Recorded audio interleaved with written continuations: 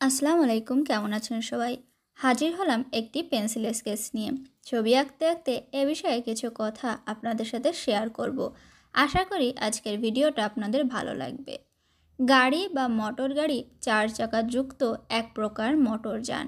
এটি মূলত সড়ক পথে চলাচল করে।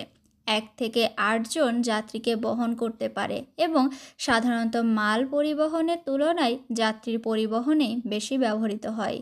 বাংলা ভাষায় অন্যান্য প্রকারের যানবাহন বোঝাতেও গাড়ি শব্দটি ব্যবহৃত হয়, যেমন গরুর গাড়ি, ঘোড়ার গাড়ি, রেলগাড়ি ইত্যাদি।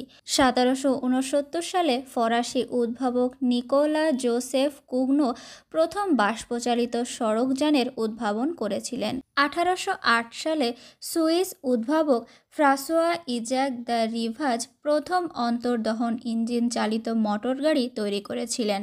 1886 সালে দৈনন্দিন ব্যবহার্য আধুনিক মোটর গাড়ির উদ্ভাবন করা হয়েছিল, যখন জার্মান উদ্ভাবক কার্ল ব্রেঞ্চ তার ব্রেঞ্চ প্যাটেন্ট মোটর ভাগেনের কৃতিত্ব সংরক্ষিত করেছিলেন। বিংশ শতাব্দী জুড়ে বাণিজ্যিক মোটরগাড়ি বহুল পরিচালিত হয়েছিল। 1908 সালে ফোর্ড মডেলটি চালু হয়েছিল, যা সাধারণত জনগণের ক্রয়যোগ্য প্রথম মোটরগাড়ির মধ্যে অন্যতম। ফোর্ড মোটর কোম্পানি এই মার্কিন গাড়িটি তৈরি করেছিল।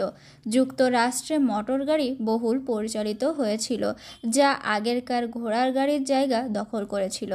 দ্বিতীয় বিশ্বযুদ্ধের পর ইউরোপ ও বিশ্বের অন্যান্য প্রান্তে মোটর গাড়ির চাহিদা বৃদ্ধি পেয়েছিল। মোটর গাড়িতে উন্নত অর্থনীতির এক গুরুত্বপূর্ণ অংশ হিসেবে মনে করা হয়। মোটর গাড়িতে চালনা এবং নির্দিষ্ট স্থানে রাখার ব্যবস্থা, যাত্রী স্বাচ্ছন্দ্য এবং বিভিন্ন রকম বৈদ্যুতিক বাতি রয়েছে।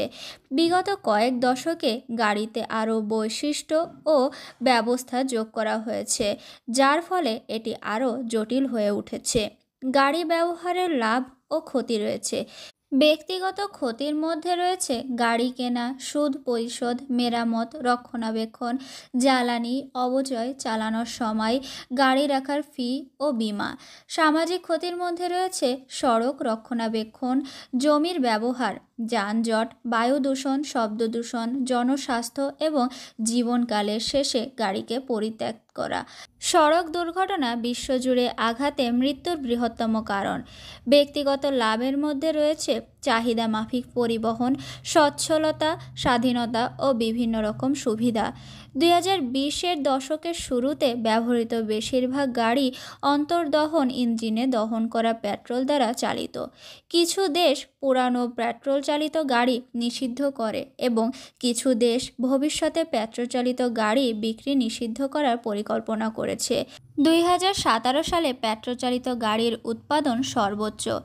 এই তো কথা বলতে বলতে আমার পেন্সিল স্কেচটাও প্রায় শেষের পথে।